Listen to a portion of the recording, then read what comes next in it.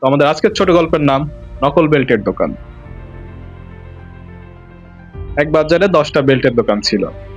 সবাই মোটামুটি নকল বেল্ট বিক্রি করতো, কিন্তু তার মধ্যে একজন দোকানদার ছিল যে কিনা আসল বেল্ট রাখতো। সে তার কাস্টমারকে কখনো ঠকাইতে চায় না। তো প্রথমে যখন দেখতো যে তার আশেপাশে নকল বেল্টের দোকানে এত বিক্রি ছড়াছড়ি, মানুষ তো বুঝতেছে না, কাস্টমার তো বুঝতেছে না যে কোনটা নকল কোনটা আসল। সেভাবে দাম কম পেয়ে নকল বেল্ট গুলো নিয়ে যায়। যে আসল বেল্ট বিক্রি করতো তার দোকানে লোকজন আসে খুবই কম, অন্য দোকানের তুলনায়।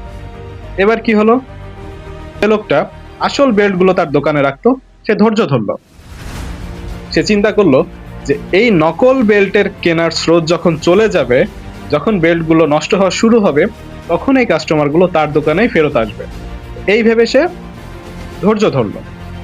ঠিকই তাই, কিছুদিন পর যখন বেল্ট গুলোর মান খুবই খারাপ হয়ে গেল, যখন সেগুলোর ব্যবহার করার উপযোগী থাকলো না, তখন মানুষজন বাকি 9 দোকান বাদ দিয়ে ওই এক দোকানেই আসলো, কারণ ওই একটা দোকানের বেল্টই ছিল অরিজিনাল বেল্ট। দোকানদার বলতো যে নিজের সম্মান বলছে না, সে অন্য জিনিসের সম্মান কিভাবে দিবে। তো এখানে আমাদের শিক্ষাটা কি? শিক্ষাটা হচ্ছে এটাই, নকলের ভিড়ে আসল জিনিসটা জায়গা করে নিতে একটু সময় লাগে, কিন্তু একবার জায়গা করে নিলে আজীবন চলে। ধন্যবাদ।